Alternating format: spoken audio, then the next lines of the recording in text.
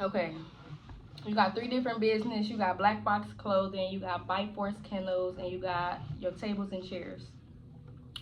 Where do you see yourself being in the next 3 to 5 years with Black Fox Clothing? With Black Fox Clothing. My plans was to be in the mall, but I think I'm changing that because more people are shopping online now. So with Black Fox, it'll be more so a stronger online presence. With the should I go on to Bite Force Kennels as well? Yeah. Well, my dogs, I'm already working on purchasing a couple acres of land so I can expand the kennel and get about 2 or 3 years from now, I should have about 20 dogs. That's all I really want is 20. Yeah, and with my table and chair rental, I already started the process on that. I just bought a box truck so I can do a lot larger deliveries. I can start doing like weddings and family reunions, bigger events than what I do now. Period. So where can we purchase your brand right now? Right now, you can go on blackfoxclothing.com, but Black Fox has two X's. You can go online, but I do a lot of my sales off Instagram at Black Fox Clothing as well. So Instagram is mainly where people purchase. I think a lot of people feel comfortable purchasing off Instagram for some reason, but yeah, that's the main spot to find me. Okay, all of his links, everything, website, anywhere he sell, Facebook, anywhere you can find him for the dogs. You want to buy a dog? You want to, what is it, mate dogs that you do? Yeah, I breed dogs, yeah. So if you need a puppy Rottweiler, that's cool too. Maintenance is part of it too, because if you need a stud, you can come to me for a male. If you have a female that you need to mate with one of my males, we also provide stud service. Do you only mate like Rottweilers, or is it other dogs that you make too? I only do Rottweilers. I stick with Rottweilers. Right now, I have 9 Rottweilers on my kennel. How did you come up with the idea of Black Fox Clothing? Like, where did the name come from? That's been going on so long. Starting in like 2013, me and my sister Andrea, we had women's lingerie and it was called Black Fox. But the way we promoted it was through T-shirts, putting the logo on the T-shirts and the name and the Instagram and the website. We put it on shirts and people started buying them. So we just kept pushing with the shirts and turned it into hats, hoodies, jogging suits, and the rest was history. So that's why we turned into a clothing line. But it started from women's lingerie. And black, meaning it was for black women, and Foxy, like back in the day, used to call women Foxy. So we had Black Fox. Because I was just about to get into like, what does the name represent? It started off representing like black women, and then Foxy for the lingerie. But then we switched it over. We just made it for like basically in general, like a black culture, like hip hop culture. So what about your podcast? Is it still the Port Up Tuesdays or? My brother does. That's his podcast. It's called Pull It Up Tuesdays. He's rebranding it right now, but it's still gonna be called Pull It Up Tuesdays. You can still follow him on YouTube and Instagram, TikTok as well. But I have my own podcast. It's called The Podcast Show, and we're on our second season right now. And season 3 is when we're gonna probably start bringing in like local celebrities and trying to step it up a notch. Okay, I'm sorry. Oh yeah, that's what I was going to ask. The episodes I do, like first season we did 16 episodes, but we didn't pick a number. We just kind of like went with the flow of like transition from different locations. Season 1 was at a certain location, then season 2 was at a different location, and then season 3 will be at a different location. So that's kind of how I did my seasons. Like if we go to like a different location and start filming. So your first season is at one location and the second one is at, okay. Yeah, man, third one will be at a different location, yep. And how long have you been doing the podcast? We were doing Pull It Up Tuesday since for like 2 or 3 years now. But my podcast right now, we've been doing it for exactly a year. You know? And where do you see that being in the next year or so? Well, the big picture and the big plan is to get it on, actually, I'm trying to get it on TV.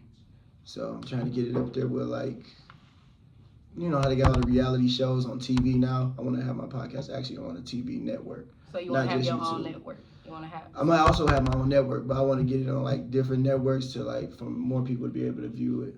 It gotta be real messy because they only want mess on Christmas. Yeah, they won't mess, but I'm gonna try to keep it like civilized. Your first couple episodes gotta be messy because that's how they gonna get you. That's how they want you. That's true though. You gotta wild out on there. Yeah.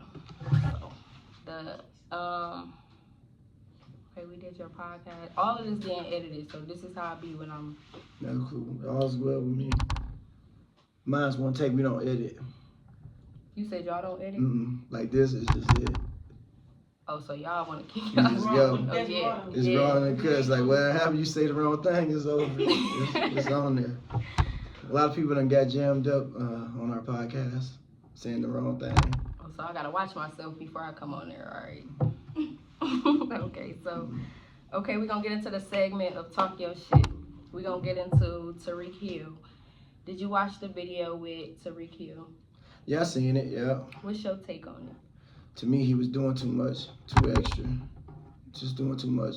When I get pulled over by the cops, here go my stuff, let me go. That's it. Like, I ain't gonna talk crazy. My license registration, I'm good. CPL, here you go. They're gonna come back and say, all right, have a nice day, and I'm going wherever I gotta go.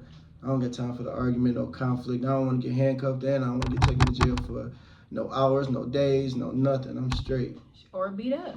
I don't get touched. Don't touch me. I can give you everything you need. Send me out about my way. But yeah, Tariq Hill he was extra on purpose. Because like as a black person, period, you already a target when it comes to the cops. So just make it as easy as possible. Make the transition as easy as possible for them to hurry up and go ahead and get on about their day. Yeah, that's it. You know you got everything they need. Just give it to them and keep going. You was speeding anyway. Speeding, you going 60 and a 40. It's over. You was about to get got anyway, yeah. We do that, but I'm just saying, just be ready for what happened when you Your get caught. So you already know. Just take the little $2 ticket and pay it because you're rich anyway. I don't want no ticket though, so I ain't trying to get one. So what do you think of? What's your take on all of the gun violence in the city right now? Like, man, that was what about do to you be think? I was about to say something crazy, but I ain't gonna say that. I don't really. What do you think the city together, like what could everybody come together and do to reduce the gun violence rate? Especially with kids, because it's mainly kids now that's being shot. Oh, you talking about the young people, or you talking about like kids getting shot, like young kids? Like Period in the city, like it's But a to lot me- of gun violence, period. I think one thing that can help big time because young people followers and they follow like rap music.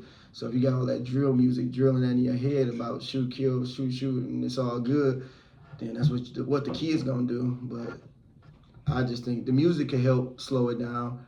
But I think if we had more like in school, I was thinking this before, like my brother's a teacher right now at Romulus High School. And he got a specialty job. And his specialty job is to teach kids how to become culinary arts, their profession to culinary arts.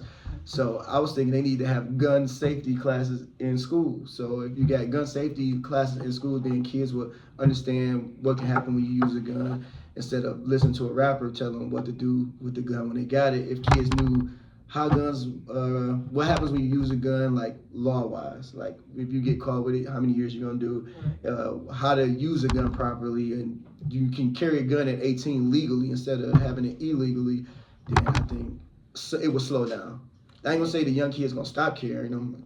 I don't think they Even stop. them not carrying it, like I feel like it's important for a child to know how to properly handle a gun, period, because it's like 10-year-olds, 11-year-olds at home, 12, 13, and they seeing a gun just laying around and they don't know how to properly use it. So Yeah, that's the part of they learning the gun safety. Yep, I teach gun safety classes too in CPL. So if you need a CPL, you can reach out to me.